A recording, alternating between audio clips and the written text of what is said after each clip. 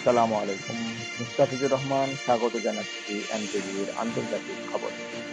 গাজায় 2 মাসের জন্য হামাসের সঙ্গে অস্থায়ী যুদ্ধবিরতিতে রাজি হয়েছে ইসরায়েল। গাজায় ৬০ দিনের জন্য যুদ্ধবিরতি চুক্তি করতে প্রয়োজনীয় শর্তে ইসরায়েল রাজি হয়েছে বলে জানিয়েছেন যুক্তরাষ্ট্রের প্রেসিডেন্ট ডোনাল্ড ট্রাম্প। তিনি তার সামাজিক মাধ্যম ট্রুথ স্পেশালে বলেছেন, প্রস্তাবিত চুক্তির সময় আমরা যুদ্ধের অবসান ঘটাতে সব পক্ষের সাথে কাজ করব। যদিও কি শর্তে এই যুদ্ধবিরতি হতে পারে সে সবকিছুই স্পষ্ট করে বলেন তিনি।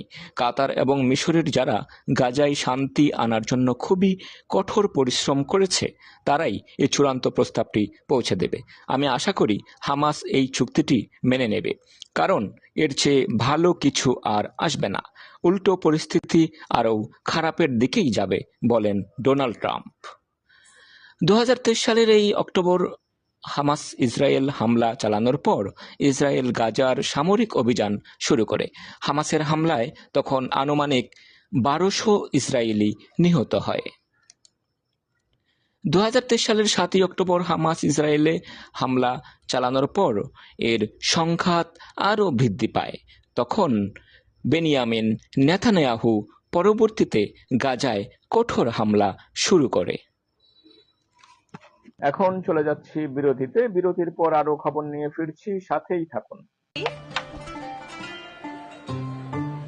Crispy.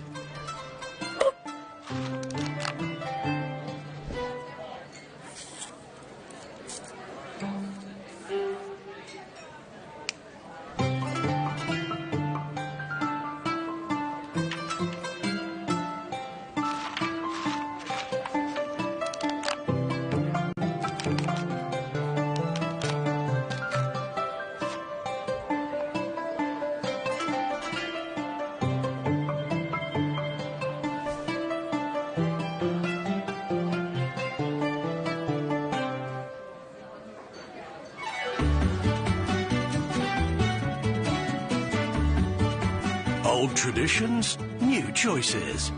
Enjoy it all as McDonald's brings you a delicious selection of the Macarabia, made with authentic Arabic flavors.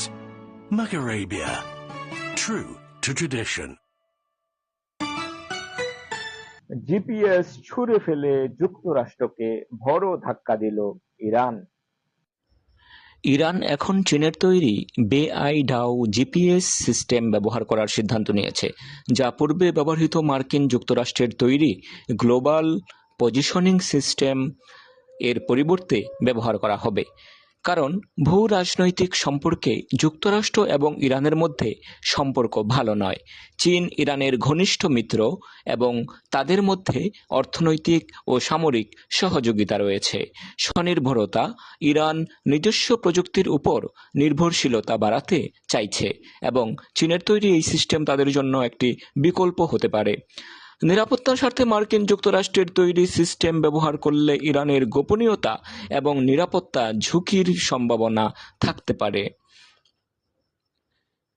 সিস্টেমটি একটি শক্তিশালী এবং নির্ভরযোগ্য নেভিগেশন সিস্টেম যা ইরানের জন্য উপযোগী হতে পারে। এই সিদ্ধান্তের ফলে ইরান এখন চীনের তৈরি এই প্রযুক্তির উপর নির্ভর করবে এবং এটি তাদের প্রযুক্তিগত ক্ষেত্রে একটি গুরুত্বপূর্ণ পরিবর্তন। এদিকে যুদ্ধের নতুন কৌশলে হরমুজ প্রণালীতে মাইন পেতেছে ইরান। হরমুজ প্রণালী বন্ধ করার বিষয়ে ইরান এবার সত্যিই অগ্রসর হতে চেয়েছিল। পথটি বন্ধের পদক্ষেপ নিলে সেটি ইরান ইসরায়েল চলমান উত্তেজনা আরও জটিল করে তুলত ও বৈশ্বিক বাণিজ্যে বড় ধরনের ধাক্কা দিত। ইরানের সামরিক বাহিনী গত মাসে পারস্য উপসাগরে তাদের নৌযানে সামুদ্রিক মাইন উঠিয়েছে। এমন তথ্য পাওয়ার পর যুক্তরাষ্ট্রের উদ্বেগ আরও বেড়ে যায়। মার্কিন কর্তৃপক্ষ আশঙ্কা করেছিল বিভিন্ন স্থাপনায় ইসরায়েলের হামলার জবাবে সে সময় হরমুজ প্রণালী অবরোধ করার প্রস্তুতি হিসেবে এই পদক্ষেপ নিচ্ছিল তেহরান। যুক্তরাষ্ট্রের দুজন কর্মকর্তা এই তথ্য জানিয়েছেন।